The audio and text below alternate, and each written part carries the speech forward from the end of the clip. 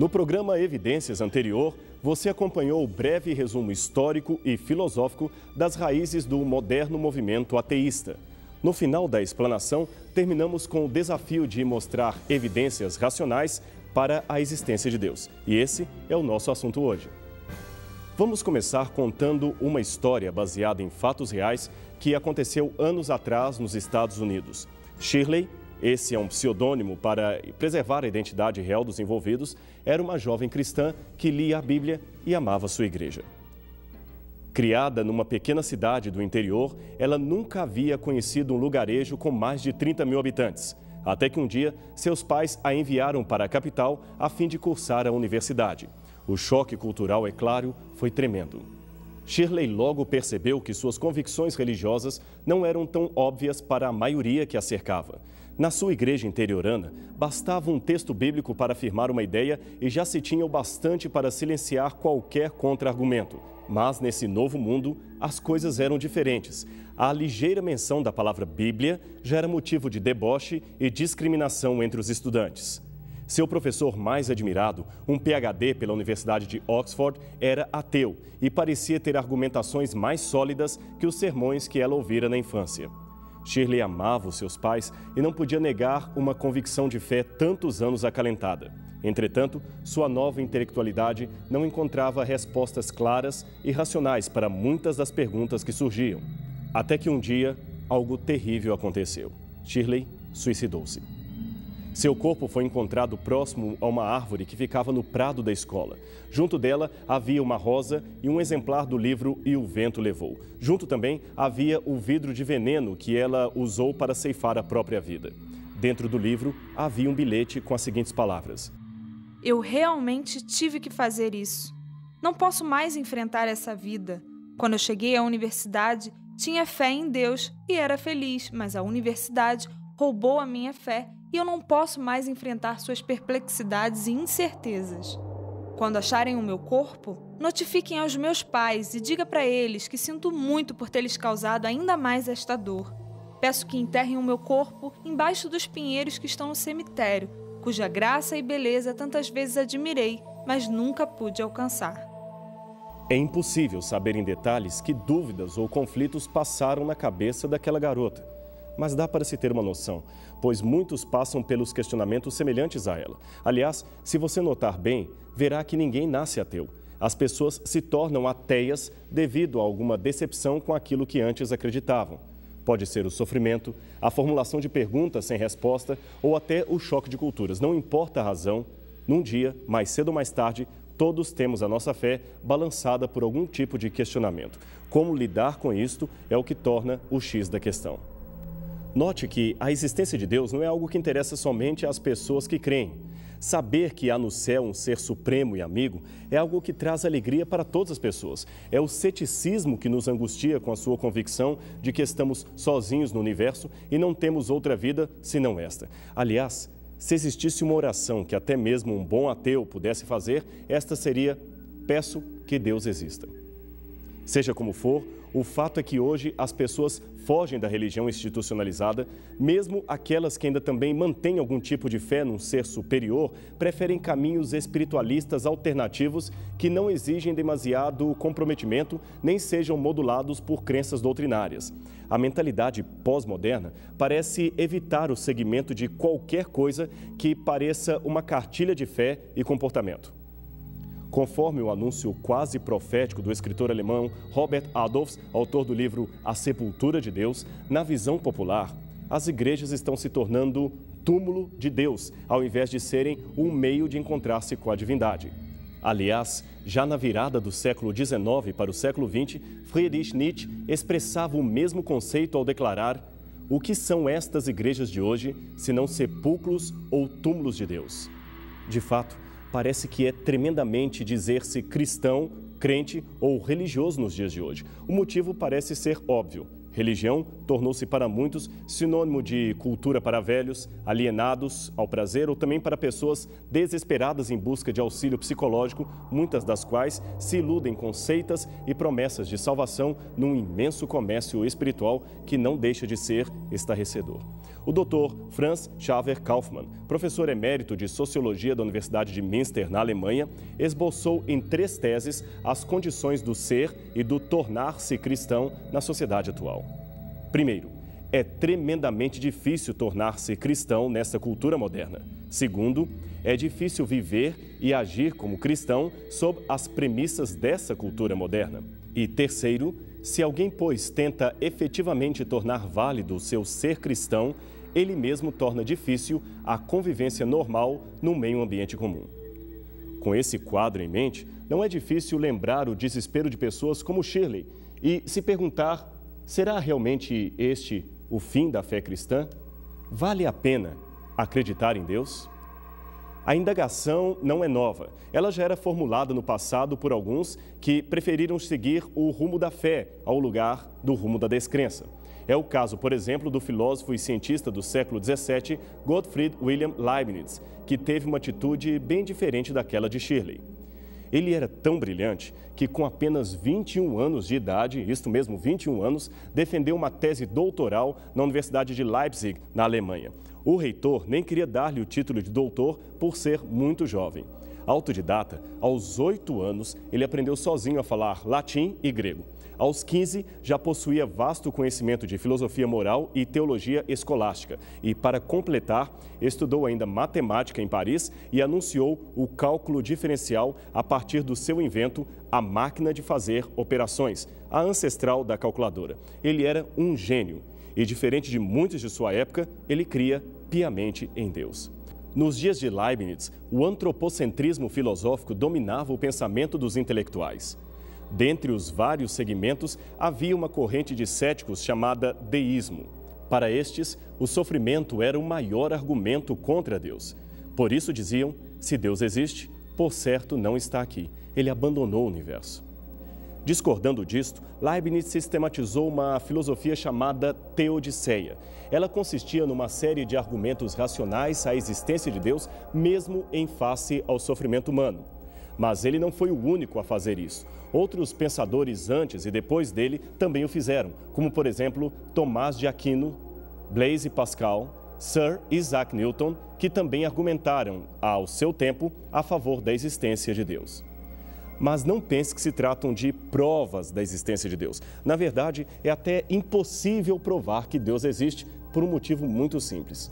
Deus é grande demais para ser analisado por meios científicos. Afinal, a ciência e a razão humana têm as suas limitações. Provar em termos de ciência significa analisar, medir e, principalmente, repetir o experimento para se obter o mesmo resultado. Sendo assim, podemos provar, por exemplo, a lei da gravidade, a lei gravitacional, pois é possível fazer e refazer o teste e ver que os corpos realmente são atraídos para o centro da Terra. Mas há coisas que não dá para simplesmente repetir ou experimentar em laboratório. É o caso, por exemplo, de alguns enunciados da geometria e da matemática. Desde a antiguidade, os sábios consideravam, de um modo geral, 2 tipos de proposições matemáticas: os axiomas e os teoremas. Os axiomas, também chamados de postulados, são proposições aceitas sem demonstração, e teoremas são proposições que podem ser demonstradas, mas a partir dos demonstráveis axiomas. Ou seja, se o axioma estiver errado, o teorema também estará. Mas então por que não podemos provar os axiomas? Porque, de acordo com o método lógico-dedutivo usado pelos gregos, isto é, aquele que parte do universal para o singular, o pressuposto universal, embora necessário para se obter um resultado efetivo, escapa à nossa capacidade intelectiva e, portanto, não pode ser medido, verificado ou analisado com os nossos instrumentos, que têm como característica principal a limitação. Noutras palavras, são grandes demais para os nossos critérios de observação. Mas aí você deve estar se perguntando: como ter certeza de um axioma se ele não é verificável? Bem, os matemáticos gregos responderiam que ele é indutivo. Faz sentido supor assim, mas não tente prová-lo. sua mente não está ao alcance dele. Ora, se este é um conceito racional, por que não poderíamos aplicar o mesmo a Deus? Afinal de contas, se o Todo-Poderoso pudesse ser provado no sentido empírico da palavra, ele estaria mais para teorema que pressuposto. Logo, caberia dentro do escopo mental humano e não seria grande o bastante para ser Deus. Portanto, do mesmo modo que o axioma matemático, Deus é uma verdade não demonstrável, mas que se estabelece pela lógica e intuição. A única diferença entre ele e o axioma da matemática é que, enquanto o axioma é apenas intuitivo, Deus é adicionalmente verificável pela fé e pela certeza da sua existência. Aliás, da certeza da sua existência, podemos tirar uma série de conclusões e elementos perfeitamente comprováveis, do mesmo modo que são comprováveis os teoremas retirados dos axiomas. E não pense que esta lógica matemática é difícil de compreender. Ela está em todos os livros e pode ser confirmada por qualquer matemático. Difícil é entender como filósofos ateus ignoram este ponto, afirmando categoricamente a não existência axiomática de Deus. Vejamos ainda outra ilustração da matemática. Como você deve saber, não dá para provar deste jeito empírico que alguns imaginam que duas retas paralelas jamais se cruzam, a não ser que sejam concorrentes. Em ambos os casos, a dificuldade está em que os conceitos remetem a nossa mente para o infinito. As provas oferecidas para esses e outros enunciados geométricos são reconhecidamente complexas e, em alguns casos, até contraditórias. Basta para isso ver a polêmica sobre o axioma das paralelas, o quinto postulado de Euclides, que envolveu grandes nomes da matemática, especialmente no século XIX.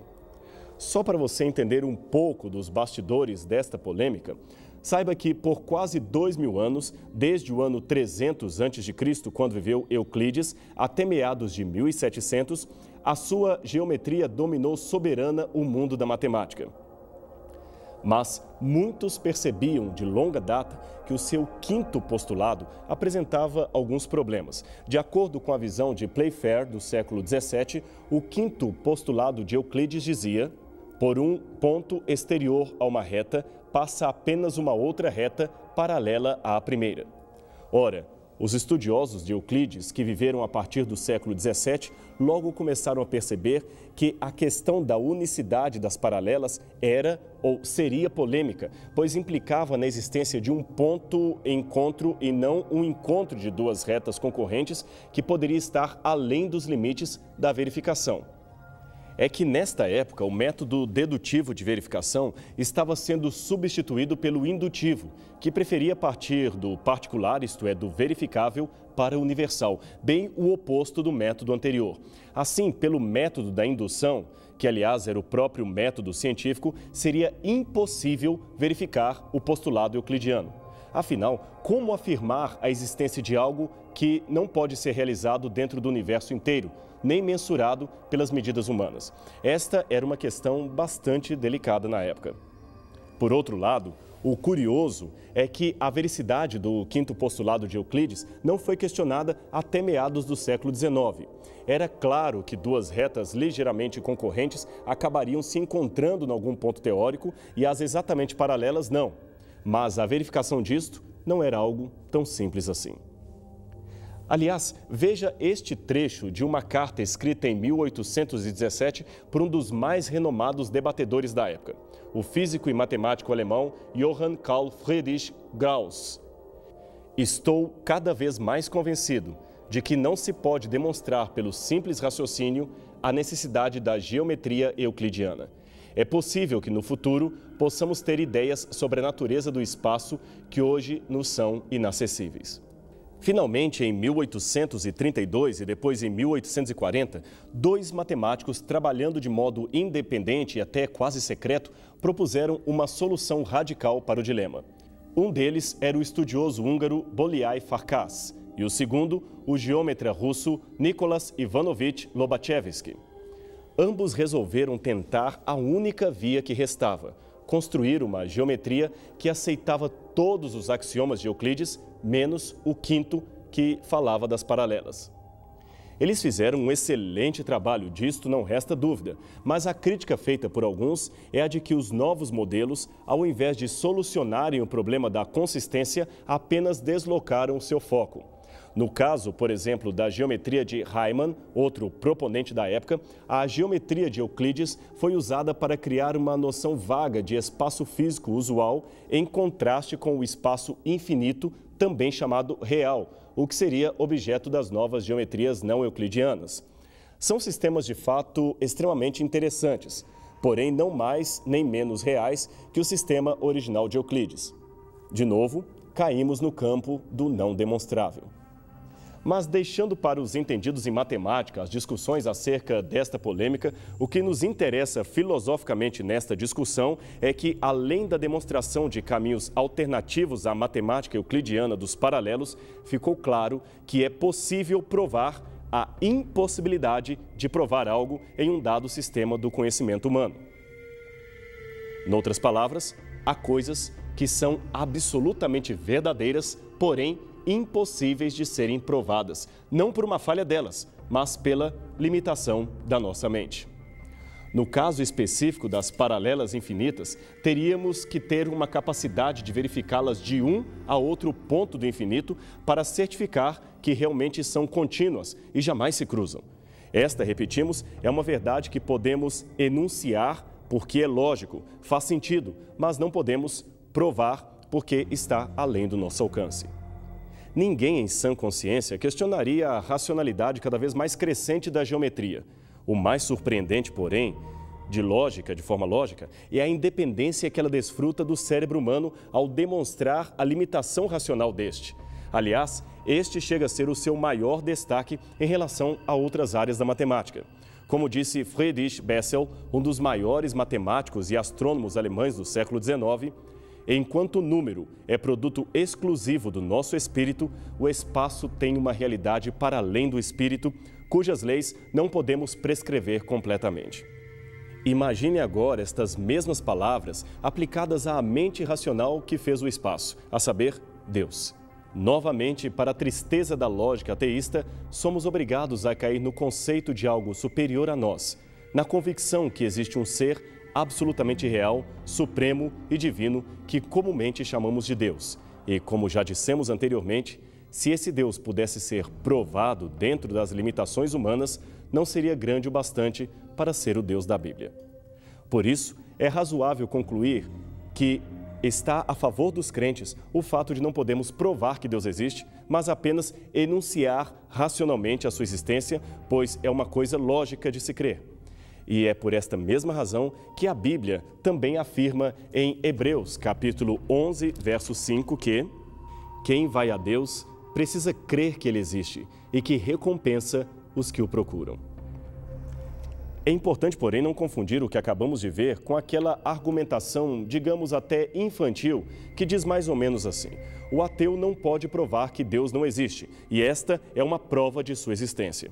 Ora, esse argumento jamais deveria ser usado pelos crentes, pois também não podemos provar que fadas azuis não existem, e isto não as torna necessariamente existentes. Tal raciocínio é equivocado e não tem nenhuma relação com os enunciados geométricos que você acabou de ver. No caso específico dos argumentos racionais para a existência de Deus, intelectuais de prestígio como o filósofo Caspar preferem chamar esses indícios não de provas, mas de convites argumentados à fé. Ou, como diria Santo Tomás de Aquino, caminhos para a compreensão de Deus. Noutras palavras, Deus passou pela história e deixou rastros nela. Vejamos, portanto, alguns de seus indícios. Argumento cosmológico. Pense um pouco e imagine. De onde vem o universo? Existe uma lei física de causa e efeito que estabelece que as coisas não existem do nada. Sempre há uma causa que precede o efeito. Há um provérbio latino que diz ex nihilo nihil fit, que quer dizer do nada, nada se produz. Tudo teve uma causa que o originou. Ora, desde que Albert Einstein propôs a teoria da relatividade, ficou estabelecido que o universo não é eterno, mas teve um começo.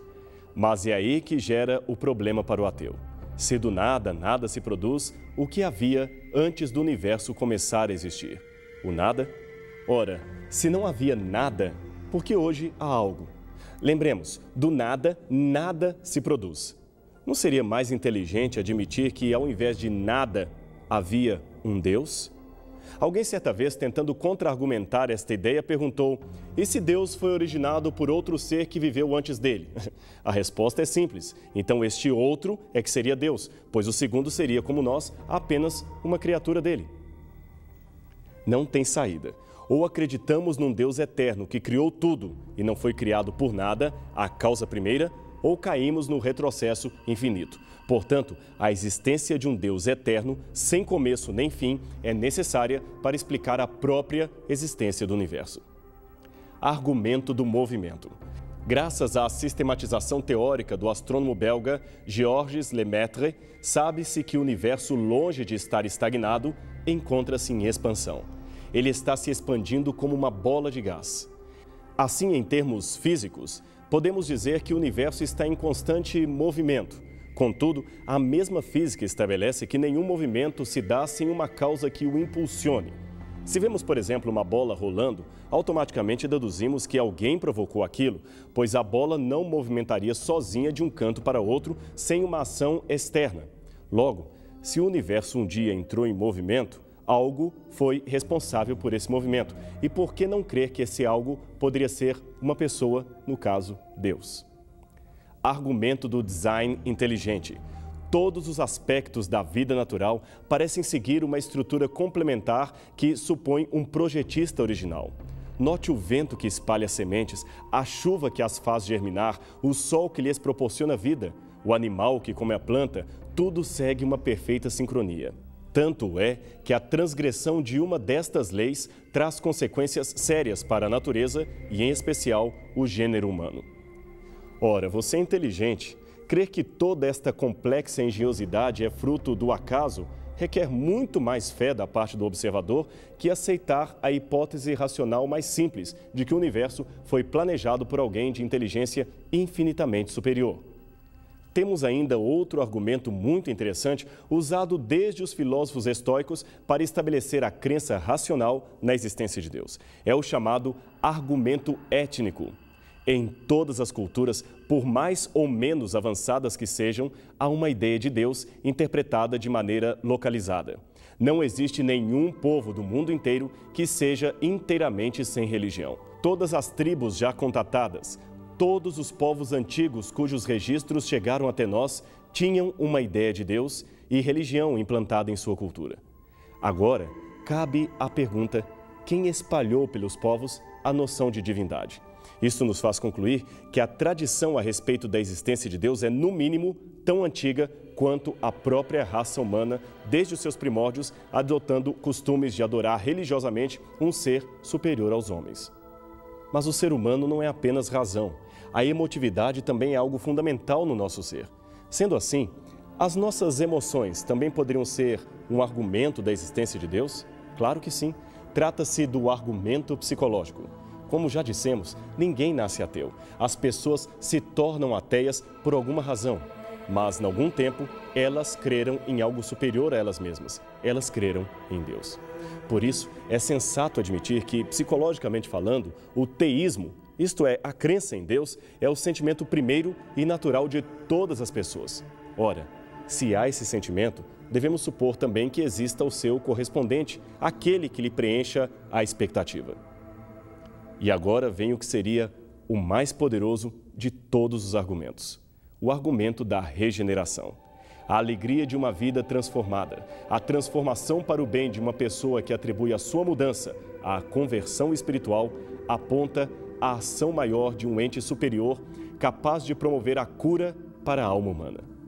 Este talvez é o maior argumento. Uma pessoa sem rumo na vida que foi transformada por Deus em um vencedor, em um indivíduo que possui e oferece esperança a outros. Esta, sem dúvida, é uma evidência que nenhum ateu pode contestar. O que você pensa então desta proposta? Deixar o Espírito Santo transformar todos os dias da sua vida, tornando-o um vitorioso em Cristo Jesus. Já pensou que oportunidade mágica? Você que agora está nos assistindo poderá ser o principal argumento a favor da existência de Deus. Portanto, tome hoje uma decisão. Afinal de contas, está nas suas mãos.